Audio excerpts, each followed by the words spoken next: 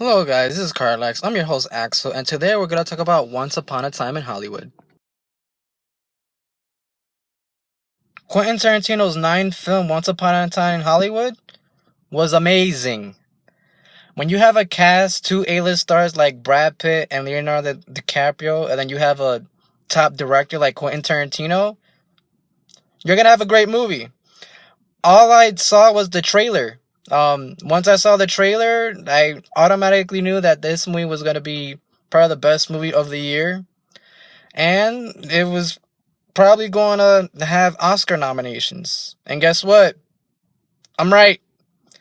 When I saw this film, it was probably the greatest Quentin Tarantino movie I've seen so far, and that includes Pulp Fiction.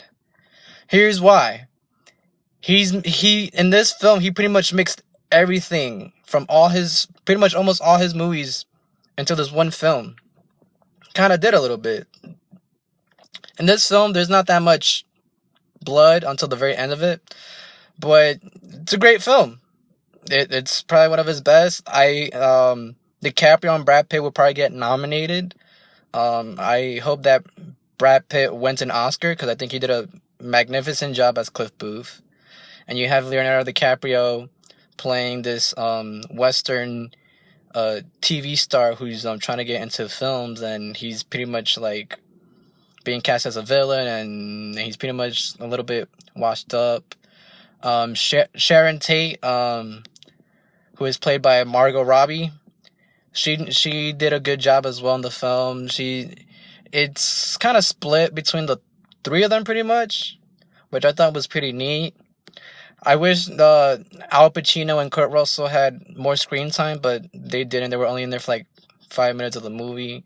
But it's pretty neat how Quentin Tarantino, the whole movie is set in 1969 in a matter of like 2 days. In the film, it's literally in 2 days, and then you have a couple months later. But it's really good. There's a couple scenes that were similar to The Hateful Eight, Django. What else? And Inglourious Basterds too, because there's this scene where he burns up Nazis in a film, and that's similar to Inglourious Basterds, in my opinion. I don't know about you guys, but that's what I thought.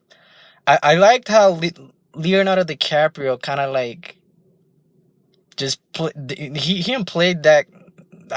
The only Western movie I've seen that's close to this is Gangs of New York. Besides Django I don't really count, but like him actually playing a character that's like a Western is Gangs of New York a little bit. But it was pretty good. I liked it. I liked how they built the sets. It looked like it was 1969. I liked how you had the Manson family, Sharon Tate, all these Steve McQueen, Bruce Lee. I like that where you had Bruce Lee fighting Brad Pitt. That's how he gets fired, by the way. But that was pretty neat. It was really cool how Quentin Tarantino just pretty much puts all these characters, and then it's funny how Cliff Booth and Rick Dalton are fake. Everybody else is pretty much real except for those guys. Those guys are complete fiction. How you are able to put fiction into like real life situations and just put them in like real life, characters back like it was at that time period is really hard to do. And I enjoyed it. It's almost a 3 hour movie. What else? I like how it starts out where you have Rick Dalton and Brad Pitt. They meet Al Pacino, and Al Pacino is the director, and he's telling how Leonardo DiCaprio's character a little bit washed up. He's like, oh, you need to be more into like if you start playing villains, they're just gonna wash you up, and he's kind of nervous about it. Talks to Cliff Booth, who's Brad Pitt, and he starts playing these characters, which I just thought it was pretty long. How I don't know how you're able to shoot for 5-6 minutes straight without messing up. I don't know how that's even possible, but that's what they did. And he gets a little bit emotional because he thinks that he did bad But there is a little girl in the film that says, "Oh, this is the best acting scene I've ever seen," and he gets emotional about it. I thought it was pretty funny. There's some humor in there. It's pretty cool. There's some humor in there. I like how Brad Pitt fought Bruce Lee again in the film. I don't know who the actor is. I apologize for that. But the guy that plays Bruce Lee, he's more ripped than Bruce Lee was, which I thought was pretty funny. I was like, Bruce Lee wasn't that jacked, but he did a good job. He talked smack a little bit in the film, which I thought was pretty hilarious. And then you have in the film, when Margot Robbie plays Sharon Tate and she goes sees her movie Wrecking Crew, they actually had live footage of that, of Sharon Tate, which I thought was pretty nice. It was a cool little tribute that they did to her. I thought that was pretty neat and well done. The cinematography in this film was just phenomenal. There's nothing bad of it. The lighting is good. Brad Pitt, this man is 50. He's almost 56 years old, and the guy's like ripped. Like, what the heck? Like, when he takes his shirt off, I was like, this man is 50 plus his 0, and he has abs. Like, what? I was kind of jealous a little bit. And then you have, at the very end of the film, you have the Manson family that's trying to murder Sharon Tate and her family, which I didn't know, but when she got murdered, she was pregnant. I did not know. That's something new that I just found out the other day. That she actually got murdered, which is sad and terrible how she was 8 months pregnant, and the baby was going to be due, I think, within the next couple of weeks. It was horrible, but I like how the Manson family tried to kill Cliff Booth and Rick Dalton, their characters. To be honest, I thought both of them were going to be dead. Like, I thought everybody was going to be dead. I was like, oh, here you go, everyone's going to die now. But it's funny how one of the Manson girls meets Brad Pitt's character, and she gives him a cigarette, which is called acid. And if you guys don't know what it is, it's pretty much like weed. It gets you like super high.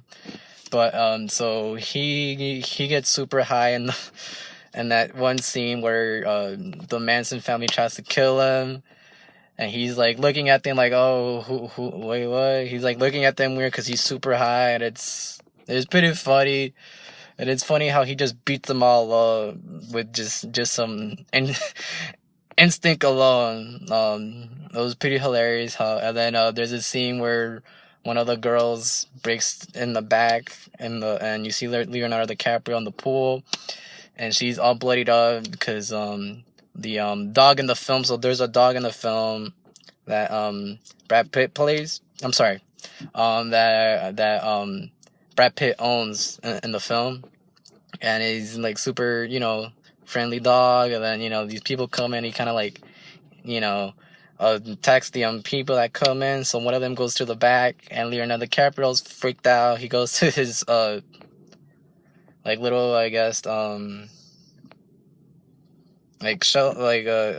not his little like shelter, and he takes out the flamethrower that he used in one of the films, and he just torches her on fire. That was hilarious.